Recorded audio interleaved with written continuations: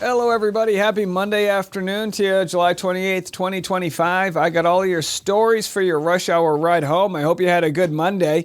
Last Monday of July.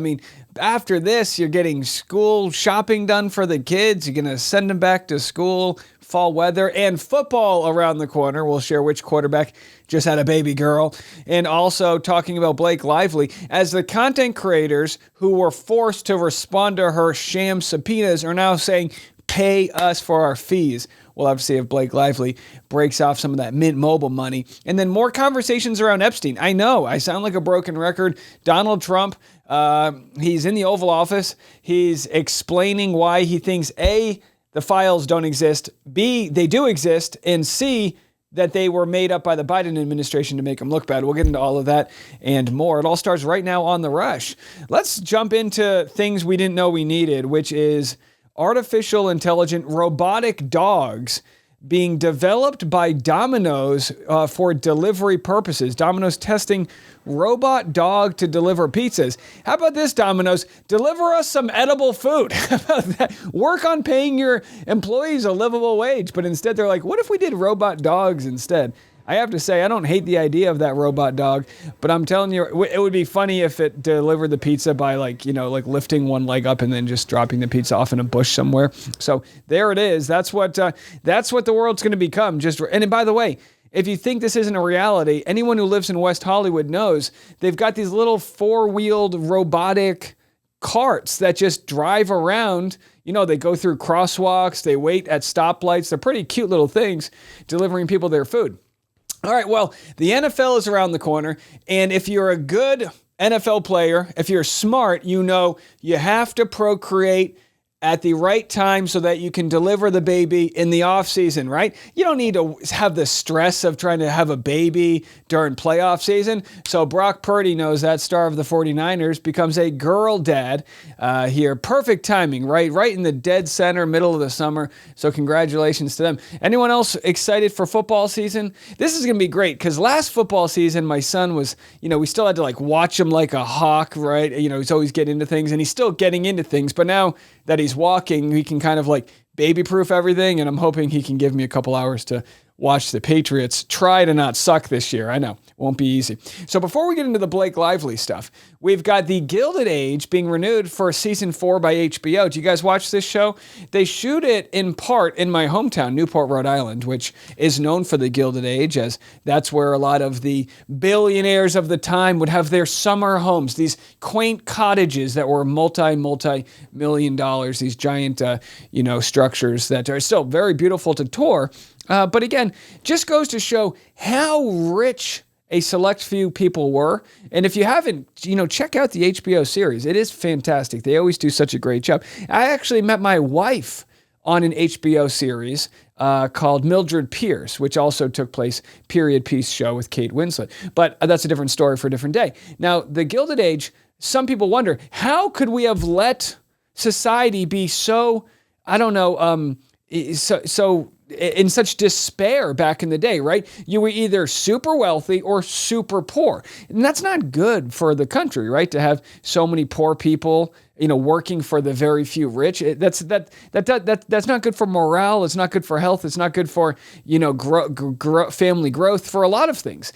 But, according to ChatGPT, it's just as bad now as it was then. Now, this isn't political so much as to say, this is just the world we live in. These are facts. Wealth disparity in the U.S. is comparable to, if not greater than, what it was during the Gilded Age of the 1870s. And if you don't believe me, guys, wait till you see the world being, all robot dogs. Nobody's working because it's all going to be robot dogs running around. So this is happening.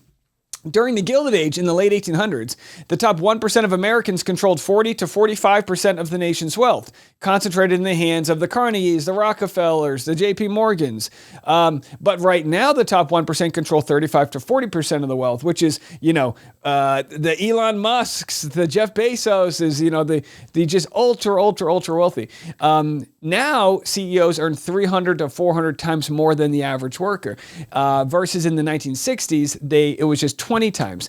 And again, this is just the world of technology and late stage capitalism, which means the rich got richer and the poor got poorer. And this is just the world we live in. And the question is, what are we going to do about it? Well, my belief is you could tax the billionaires a little bit more, and then you could give that money to the people that need it the most so that they can get back on their feet, buy a home, get the food stamps they need. I know, crazy ideas, but what else? What's the other option, right? The whole country is going to be, Jeff Bezos themed things, Amazon state parks and I don't know, whatever. You get the point. Let's move on. So we've got Blake Lively news here. Sometimes I save the rants for the end, but I wanted to surprise you and just hit you in the beginning with it. I'm here for you. I'm here for the people. Okay, I know we have a huge audience of billionaires out there that don't like what I have to say, but no, seriously, the people deserve better. And if you've made $1 million, I ain't talking about you. I'm talking about the real rich. You got the boat. You take a family on a nice vacation to a safari. I get it. I'm not talking about you. I'm talking about generational wealth. All right. Well, we've got Katie from Without a Crystal Ball. She's now saying in the Blake Lively lawsuit that she has had her subpoena dropped. She said after spending over $5,000 on an illegal subpoena, Blake Lively withdraws her subpoena against me. And yeah, I don't doubt that cost, that it's $5,000 to get your lawyer to spend the time to look into responding and, whatever legal strategy you need to put together. So they wrote, please be advised that we are withdrawing our subpoena request as to the username Without a Crystal Ball. So it's that idea that why were they able to send these subpoenas in the first place? And now that they've done that, folks that have had to respond are saying, hey, no, this just doesn't go away. Here's what Ken's had to say. You might remember we covered Ken's. Ken's had, hold on a second, one YouTube subscriber when she started covering this. She's doing a lot better now. But Ken's posted this. Blake dropped her subpoena to Google for my data. This appears to me as another attempt to abuse the legal system and avoid accountability. A millionaire, and by the way, a multimillionaire, going after the little guy, then avoiding accountability? Shocker. Boy, this ties into the Gilded Age, doesn't it? What they didn't expect was for me not to give up. And this is, by the way, like unionizing, coming together so that you're greater than the powers that try to control you. I sent a letter to Judge Lyman in response to Ezra's letter filed July 26. I didn't highlight the non-existent meet and confer that Ezra alluded happened in her letter, nor did I mention how Blake's team never answered any of my questions regarding the subpoena. I wanted his focus to be on what this really appears to be. Retaliation towards critics and an intimidation tactic using the court to carry out her vendetta. I wanted to drive home the point of how critical it is to hold Blake accountable for these egregious abuses of the court. Will Judge Lyman uphold the integrity of the court? We will soon find out. And here's the letter that she wrote. The subpoena was issued without any showing of necessity or relevance. It appeared to be an intimidation tactic toward a small independent content creator engaged in protected speech. The timing of the plaintiff's withdrawal strongly suggests a strategic effort to prevent this court from ruling on the motion to quash. Movant believes the plaintiff withdrew the subpoena not because it was issued in error, but because the motion laid bare the baselessness of the subpoena and exposed a troubling misuse of the legal process. The arguments and evidence in Movant's motion directly undermine any claim that there is a legitimate basis for such intrusive discovery, and instead point to plaintiff's ongoing campaign of intimidation and reputational harm aimed at silencing protected speech. In withdrawing the subpoena, plaintiff seeks to avoid a ruling that could confirm the misuse of judicial authority to pursue personal vendettas or suppress lawful criticism. The plaintiff's withdrawal only after the filing of Movant's motion to quash further confirms that the subpoena was not issued in good faith. Rather, its issuance appears to have been intimidation tactics designed to chill constitutionally protected expression and burden the Movant with legal hardship. This maneuver reflects an attempt to erase from the record the clear signs of abuse rather than confront them. And again, this is why the Blake Lively stuff was so devastating, because not only is she showing she targeted these content creators, she's showing she did it fraudulently, based on this quote unquote list that never existed. And they get nothing out of it because they withdrew it because the PR was so bad. I mean, there is nothing about this that is good.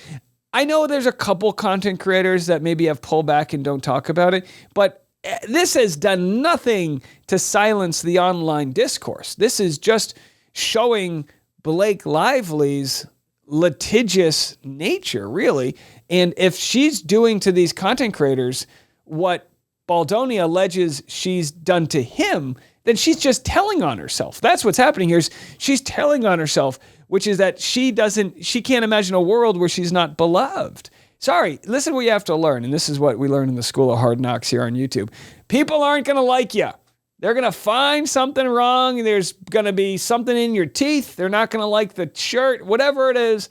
There's going to be something they don't like you about. And you just need to understand that what pays the bills is that they know your name, and just get over it and deal with the fact. Now, again, there are things celebrities have to deal with that I could empathize with a little bit. Like, I'm sure it's a pain for Blake Lively to go through the airport or wonder if at her movie premiere, someone's going to show up and yell at her, or, if PETA's going to come and throw paint on her dress. Like, there's things they have to deal with. And I hate to say it, but that's part of the cost of being a name. That equity of being a name is what gets her paid a lot of money to do something fun, like do theater, right? She gets to do theater, and then she gets paid a lot of money. That's fun. And with that comes the fact that you lose a little bit of your anonymity. It's a deal with the devil. It's what we all deal with. Whenever a video of mine goes viral, I get a little extra money, and then I have to deal with a lot of extra hate because that's just the way it works, I wish it didn't work that way, but that's it, right? If you make pizzas, if you have a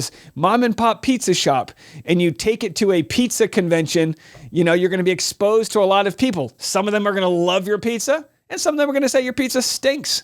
And some of them are going to try to sell you one of those, pizza robot dogs. Either way, it's so refreshing to see that in a society where you've got major companies like 2020, ABC, Disney, Paramount, they are all bending the knee when the executive branch is threatening them with lawsuits, and they, the mergers aren't going to go through unless you pay us $16 million. We're watching bribery and extortion kind of play out right in front of our face.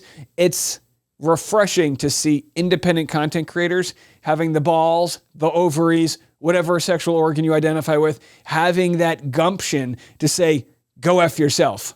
We'll be sending you an invoice. So collectively, I don't know what Blake Lively's Venmo is, but collectively, if everyone could just Venmo request her $5,000 if you've been subpoenaed, and then just wait to see what she has to say, we'll just wrap it up and move on from there. Then we can all go get Domino's afterwards.